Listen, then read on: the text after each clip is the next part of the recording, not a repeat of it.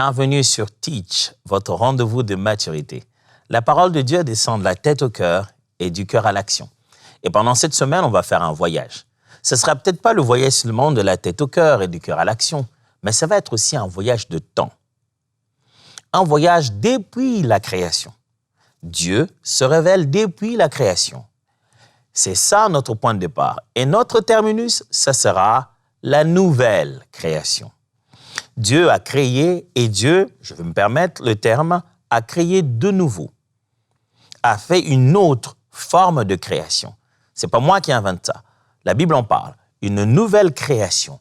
À travers une nouvelle créature, il a fait une nouvelle création, un nouveau plan. Un plan qui ramène au plan originel. Une manière de ramener à un grand projet. On va faire ce voyage dans les temps.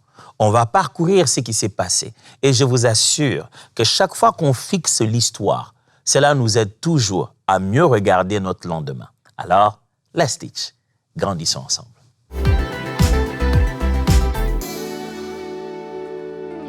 Quand j'ai commencé mes études tout jeune, j'étais toujours fasciné par la définition que mes enseignants à l'époque m'ont donnée de cette matière appelée l'histoire. Pour moi, quand on disait, bon, on va apprendre l'histoire, je me dis, bon, quelqu'un va nous raconter une histoire. Mais non, on allait apprendre, non pas des faits imaginaires que quelqu'un aurait conçus pour pouvoir entretenir un auditoire, mais on allait apprendre des faits qui se sont réellement déroulés et qui nous ont précédés, ont été racontés, écrits, protégés, transmis, pour qu'à un moment donné de la vie, ceux qui vont arriver reçoivent déjà des informations de ceux qui l'ont précédé. Et voici la définition qui m'est donnée à l'époque. Ils m'ont dit, l'histoire, c'est la science qui étudie les événements du passé pour comprendre le présent en vue de bien planifier l'avenir. J'ai écouté cette définition, j'ai dit au prof, vous êtes vraiment sûr? Bon, je n'ai pas dit au prof, je me suis dit à moi-même. C'est pas comme ça que j'allais le dire au prof. Ah non, pas du tout. Mais j'ai commencé à me questionner, j'ai voulu trouver un moyen de me dire pourquoi dans le mot histoire, il y a aussi présent et avenir. C'est censé être du passé. Oui, l'histoire étudie les événements du passé. Mais ces événements du passé vont nous permettre de bien comprendre le présent et de mieux planifier l'avenir.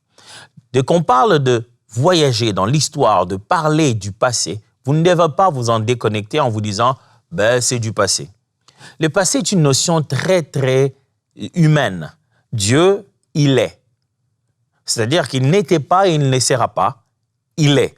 À chaque moment du temps, il est présent, il existe, il est dedans. Le passé, c'est pour nous parce que quand on a quitté un moment, on est passé à un autre, on se dit « hier, c'était passé ».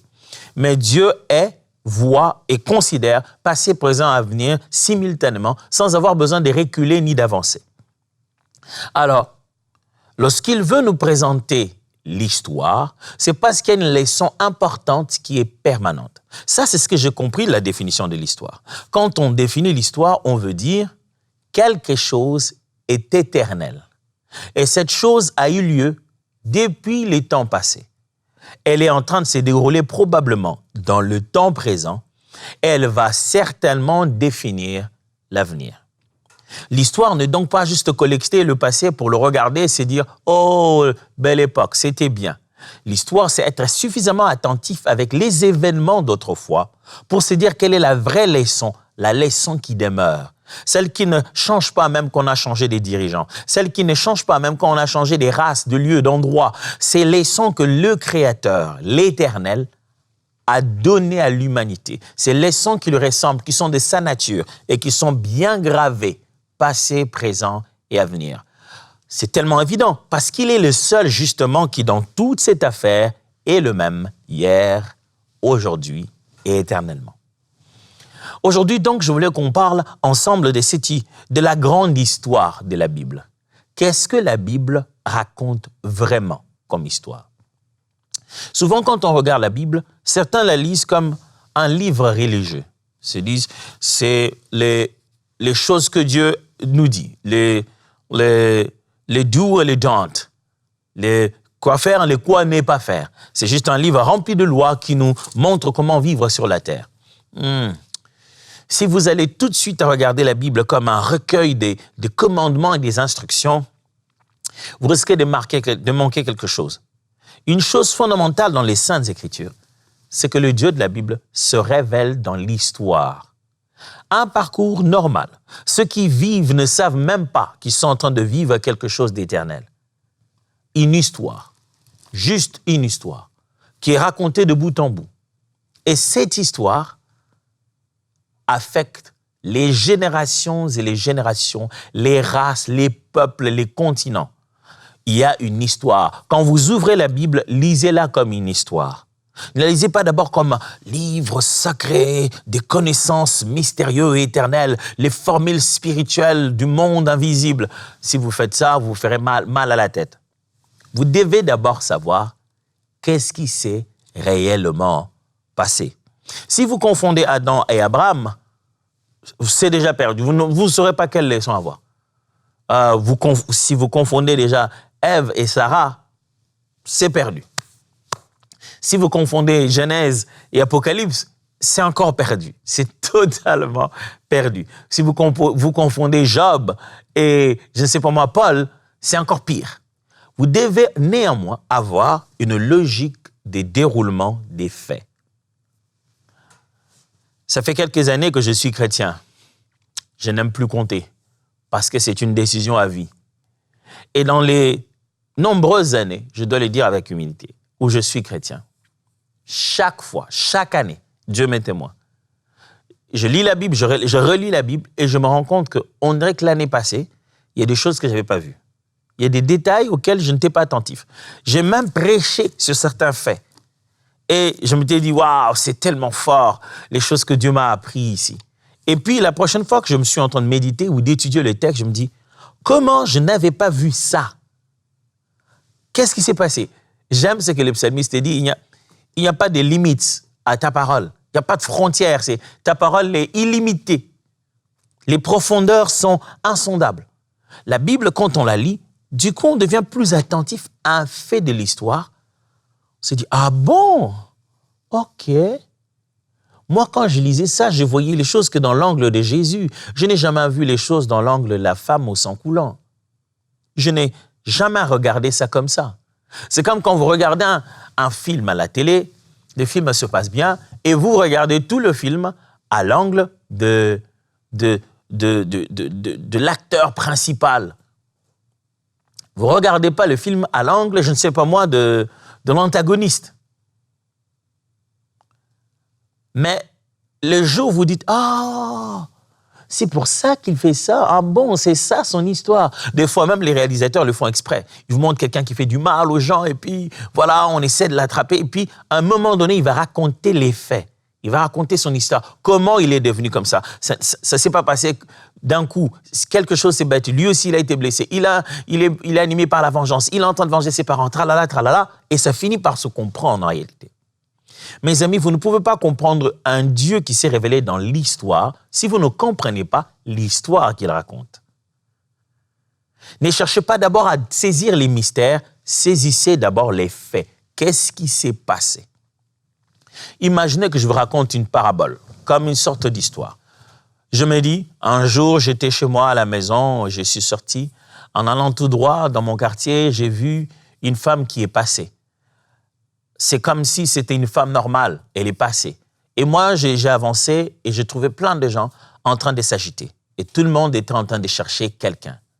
Alors là, toute mon histoire a changé. Et puis, je suis allé manger et c'est bon, après, je suis allé dormir. Je suis presque sûr que vous allez vous dire, c'est quoi cette histoire? Et la femme, la femme là. Et les gens, ils cherchaient quelqu'un. Pourquoi tu nous as parlé de la femme? Pourquoi tu nous as gardés en suspens comme ça en plaçant des setups et tu ne les as pas conclus? La femme là, c'était qui? Alors ceux qui cherchaient là, ils cherchaient qui? Vous devez lire la Bible comme ça, avec tout le suspense de l'histoire. Oh, Jacob, ah, ok. Ne perdez pas le fil d'idée. Lisez, sachez-le très bien que tous ces livres, même si ça introduit différemment, mais ça se complète tellement. Alors si la Bible est une histoire, quelle est la grande histoire? L'histoire principale qui raconte la Bible.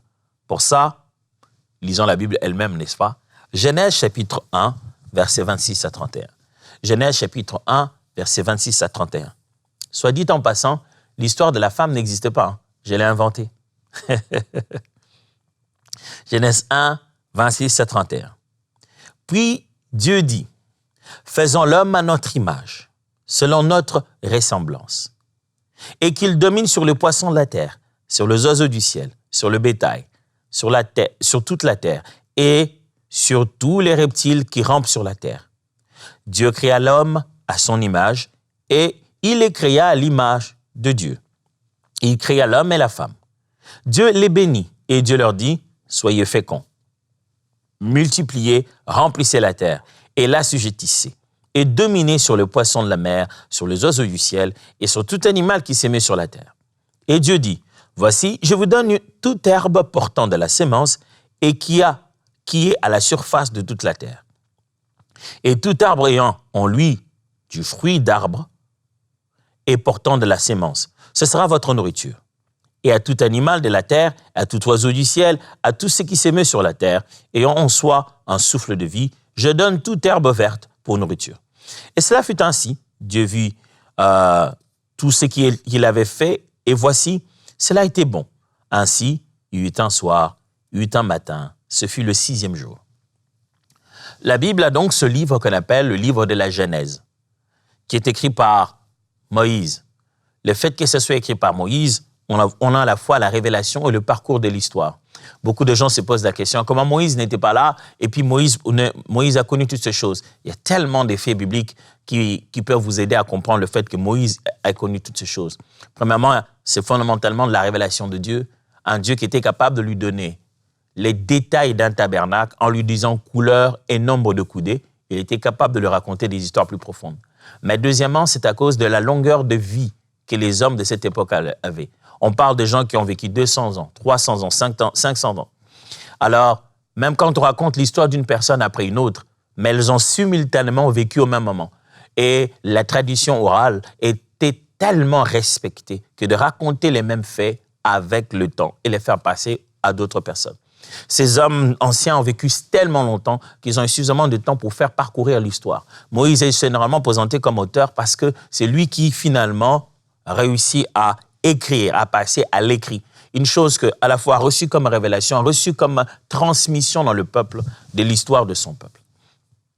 Ici, dans le livre de la Genèse, il raconte la création. Il dit qu'au 6e jour, Dieu crée l'homme et la femme. Il dit qu'il devrait le faire à son image avec comme objectif de dominer sur toute la terre. Moïse montre un plan, le début de l'histoire, le grand setup de l'histoire. Moïse commence le scénario avec une petite musique de fond. Au commencement, Dieu crée. J'ai même fait une voix de film là, presque. J'y étais presque.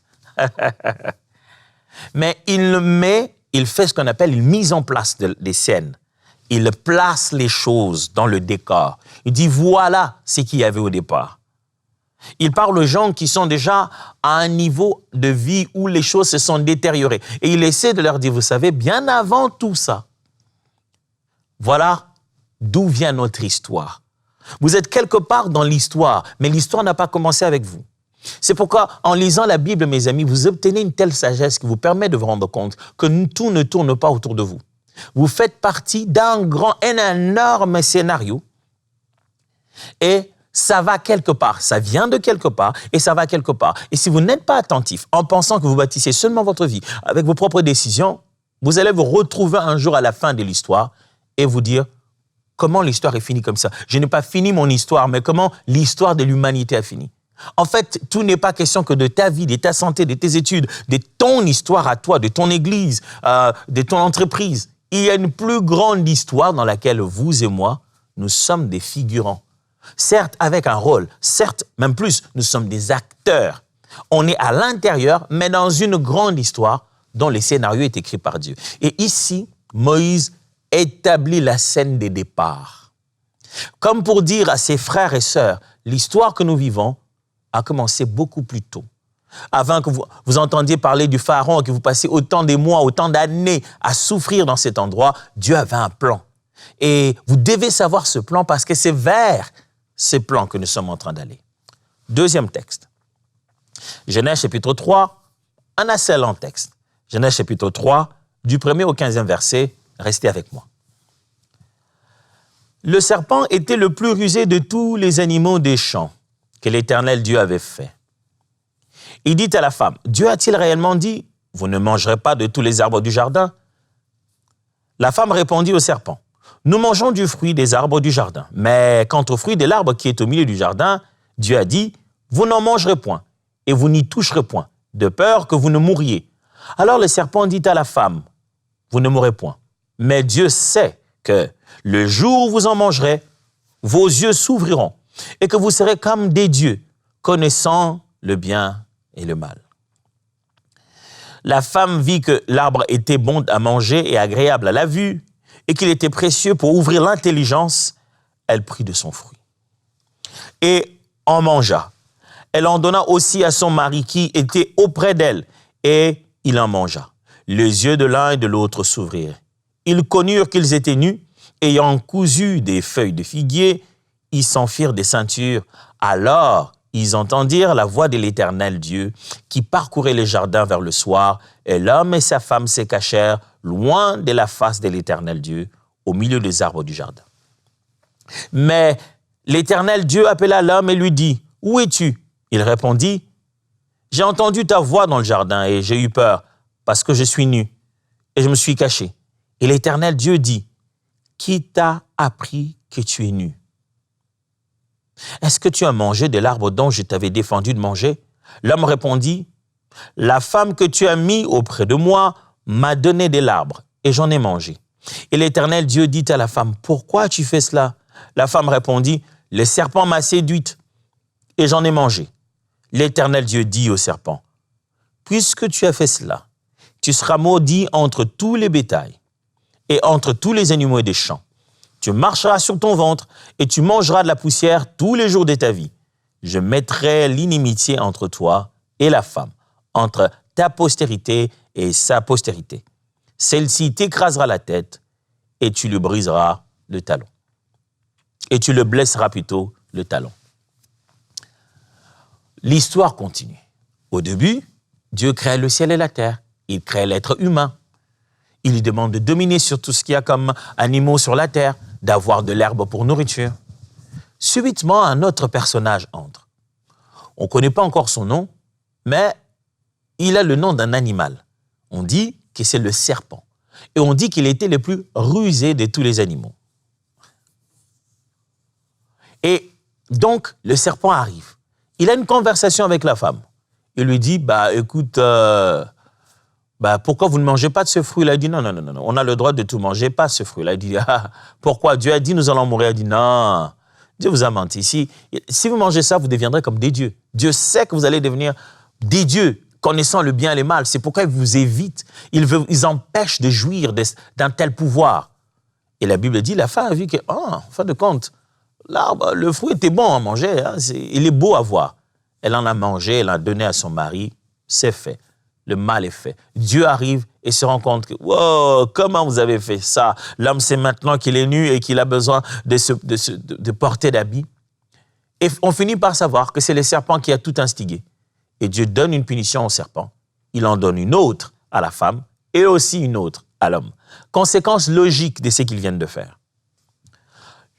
Lisons maintenant Apocalypse, la fin de l'histoire. Apocalypse chapitre 21, versets 1 à 5. Puis j'ai vu un nouveau ciel et une nouvelle terre. Car le premier ciel et la première terre avaient disparu. Et la mer n'était plus. Et je vis descendre du ciel, d'auprès de Dieu, la ville sainte, la nouvelle Jérusalem, préparée comme une épouse qui s'est parée pour son époux. Et j'ai entendu du trône une forte voix qui disait, « Voici le tabernacle de Dieu avec les hommes. Il habitera avec eux, et ils seront son peuple, et Dieu lui-même sera avec eux. Il essuiera toute larme de leurs yeux, et la mort ne sera plus. Il n'y aura plus ni deuil, ni cri, ni douleur, car les premières choses ont disparu. Et celui qui était assis sur le trône dit, « Voici, j'ai fait toutes choses nouvelles. » Et il dit, « Écris, car ces paroles sont certaines et véritables. » On n'a plus affaire à Moïse, qui voit les choses qui ont eu lieu avant son existence. On a affaire à Jean, qui voit des choses qui ne se sont pas encore passées du tout. Moïse a vu comment tout a commencé et ça nous a permis de nous localiser, de nous situer où nous sommes dans l'histoire. Jean a vu comment ça va finir. Ça nous permet encore de mieux nous localiser et nous situer dans l'histoire. Jean voit que finalement cette terre qui a été donnée à l'homme, qui a été bénie, où l'homme devait être fécond, cette terre-là n'existe plus. Elle est complètement ravagée, détruite. Mais un nouveau cieux, une nouvelle terre descend d'en haut. Il appelle ça une nouvelle Jérusalem, la Jérusalem nouvelle. Et il appelle ça le tabernacle de Dieu, là où Dieu va demeurer avec l'homme. Waouh! C'est comme ça que tout va finir? Oui. La grande histoire de la Bible, c'est quoi? Qu'est-ce que la Bible essaie de nous dire? Et qu'est-ce que ça peut faire à moi, chrétien, aujourd'hui? Avant même que je n'ouvre la première page de ma Bible. 1. Dieu te veut dans ta vie, donc ta vie a un sens. Le point de départ de l'histoire de l'humanité, de la Bible, c'est la création. Dieu te veut. Ta vie a un sens. On a vu dans la Genèse que Dieu a créé tout ce qu'il a créé. Mais après, il s'est dit, 6e jour, je vais faire l'homme. Il ne fait pas l'homme comme la dernière catégorie de l'existence. Non, il fait l'homme comme le supérieur de la création. Celui qui va gérer la création humaine, la création terrestre qu'il a faite. Il finit par l'homme pour faire de lui celui qui domine.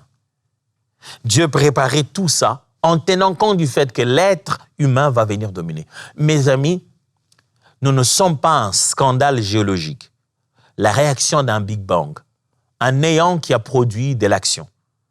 Nous sommes une volonté, nous sommes l'expression d'un vouloir, nous sommes la démonstration d'un plan. Il y a un plan. Toi et moi, la Bible raconte que nous avons été voulus. Nous ne sommes pas la conséquence d'un manque de contrôle, quelques parents qui ne se seraient pas contrôlés. Non, nous sommes une création intentionnelle, voulue, préparée méticuleusement avec un plan derrière. Dieu voulait de nous sur la terre. La Bible raconte qu'il est de la volonté de Dieu. Il était de la volonté de Dieu, depuis le commencement, de créer l'homme et de vivre avec l'homme. Vous avez lu comment Adam va se cacher et il dit, mais j'ai su que tu étais là. Regardez comment Dieu parle à Adam dans la Bible. C'est comme un ami. Il dit, mais Adam, où es-tu? Et Adam dit, je suis allé me cacher, je t'ai entendu venir. Même la façon dont Adam parle à Dieu, c'est comme un ami. C'est à la fois un ami qu'on respecte. Il dit, j'ai entendu que tu venais, alors je me suis dit, je vais me cacher, je ne vais pas me présenter devant toi nu comme ça. Il dit, ah non, Adam, qui t'a dit que tu étais nu? Tu as mangé de l'arbre. Il sait que c'est le fruit qui rend comme ça. Frère, Dieu a tellement voulu que nous soyons sur la terre, que lorsque nous avons péché, il n'a pas juste éteint notre existence. Il ne s'est pas juste dit, je crois qu'il y a dysfonctionnement, j'éteins. Je vais redémarrer la machine.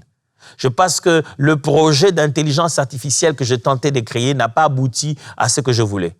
Et ça s'est corrompu avec un virus qui fait que ça ne puisse plus se développer. J'éteins la machine et je supprime les données. Dieu voulait tellement de nous qu'il a continué le plan de l'humanité en intégrant les paramètres de nos péchés. La création, Dieu te veut. Donc, tu as un sens. L'histoire de la Bible, c'est que Dieu t'a créé parce qu'il te veut. Deuxièmement, la grande histoire de la Bible, c'est la chute.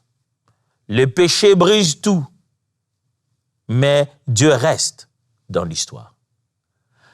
Si Dieu a créé intentionnellement l'être humain, lui donnant la terre pour pouvoir y vivre, quelque chose s'est passé. L'homme a chuté. On appelle ça la chute, c'est-à-dire le moment où le péché est entré, il a tout détruit. On dit souvent le péché est entré. C'est pas comme quelque chose qui a une conscience de soi et a commencé à détruire. Non, l'homme a fait le choix. Devant tout ce qu'il a eu comme argument, il a fait un autre choix. Il a fait le choix de croire que Dieu pourrait probablement avoir des intentions négatives à son sujet. Parce que l'ennemi a essayé de mettre ce soupçon-là, dit non, Dieu vous refuse d'être comme lui, il vous cache ça. Avec ce choix vis-à-vis du péché, l'homme a détruit complètement sa vie. Les péchés a tout détruit dans l'humanité. Les péchés a tout brisé. Dans la relation, dans le plan qu'il y avait, quelque chose s'est fracassé dedans. Pourtant, Dieu n'a pas quitté l'histoire. Il ne s'est pas dit, ah, il y a maintenant du désordre. Ce n'est pas ça que j'avais comme plan. Il s'est dit non, on va partir à partir d'ici. Et troisième élément dans cette grande histoire de la Bible, c'est qu'il y a restauration. Jésus lance la nouvelle création. Je refais le tableau. 1, création. 2, chute. 3, restauration. Nouvelle création. Dieu a créé, le péché est venu tout détruire. Le diable entretient cette destruction au quotidien. Mais ça n'a pas empêché Dieu de rester dans l'histoire et d'amener une solution. Jésus de Nazareth. Jésus lance une nouvelle création. C'est ça en résumé l'histoire de la Bible. Dieu avait un plan pour l'homme, l'homme a commis des erreurs. Ce n'est pas toi en particulier, mais le premier des humains a commis cette erreur, c'est parti sur nous tous. Et le diable est là en train de continuer à tenter de démontrer que nous ne méritons pas la position que Dieu nous accorde. Mais ça n'a pas empêché Dieu. Dieu ne s'est pas dit, je me retire de l'histoire. Il est dedans, il travaille pour pouvoir transformer notre finalité. C'est pour ça qu'il nous a donné une nouvelle option qui s'appelle une nouvelle création. Comment? Au travers de Jésus-Christ. Si quelqu'un te dit, votre Bible là, vous lisez quoi? Dites-lui, ma Bible, c'est de l'histoire. Il va se dire, ah voilà, je disais, c'est que des histoires. Ce n'est pas que des histoires. Ma Bible, c'est un ensemble des événements du passé qui permet que nous sachions où nous nous trouvons et qui nous permet de nous dire qu'est-ce qui se passera demain. Vous vous souvenez encore de la définition que mon prof m'avait donnée? L'histoire, c'est une étude des événements du passé pour comprendre le présent et anticiper l'avenir. La Bible est remplie des événements passés, plus de 1000 ans. Ça parle de quoi? Ça parle de la création, comment tout a commencé. Puis ça parle de la chute, le moment où le péché a tout détruit. Enfin, ça parle de la nouvelle création, qui est la restauration en Christ. Ça nous dit comment tout ceci finira, mais ça nous donne une option. On n'est pas obligé d'aller finir dans la chute, dans les conséquences de la chute. Cette semaine, on va entrer dans l'histoire encore en profondeur. On va avancer petit à petit, on va découvrir des bonnes choses, je ne vais pas tout vous dire. Mais je rends grâce à Dieu de pouvoir avoir encore une nouvelle semaine avec vous. Et j'ai dit merci à vous tous, frères et sœurs, qui ne cessez pas de nous encourager avec vos petits mots, vos questions, même des fois vos suggestions. Je suis vraiment très reconnaissant. Toute l'équipe est très reconnaissante. Merci. Des remerciements de la part de tout EMCI TV. Moi, ainsi que tous mes frères qui travaillent là derrière, nous sommes reconnaissants pour tout ce que vous êtes pour nous. Vous, très chers partenaires de EMCI TV. Merci pour vos contributions, vos efforts, vos temps, vos prières. Merci de toujours arroser cette œuvre pour qu'il puisse continuer à atteindre les buts de Dieu. Nous sommes conscients que dans l'histoire de MCI, vous en faites partie. Je suis sur le point de vous laisser continuer cette semaine, mais il faut un défi quand même. Quel est le défi? Le défi cette fois-ci est celui-ci. Dans quelle partie de l'histoire es-tu aujourd'hui? Et quel pas vas-tu faire cette semaine? Quand tu regardes l'histoire, ton histoire, face à toute l'histoire de l'humanité et de la Bible que j'ai racontée, tu te trouves où? Es-tu encore dans la chute ou as-tu eu l'occasion d'accéder déjà à la nouvelle création qui est disponible? Quel est le pas que tu vas faire? Si tu es déjà dans la nouvelle création, quel est le pas que tu vas faire vers la finalité de l'histoire? Dieu vous bénisse. On se voit demain.